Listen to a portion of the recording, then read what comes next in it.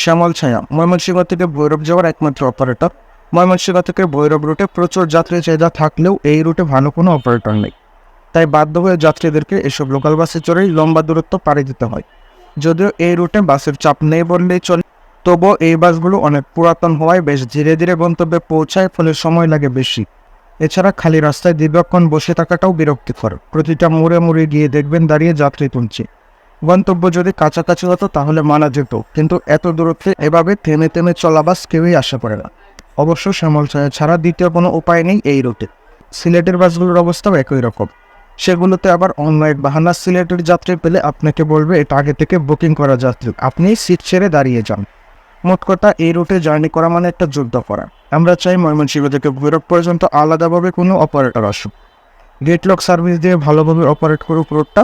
শ্যামলছায়া যে ভাড়াও খুব একটা কম নিচ্ছে সেরকম না। ময়মনসিংহ থেকে ভৈরব পর্যায়ে তারা 250 থেকে 300 টাকাও ভাড়া নিয়ে থাকবে।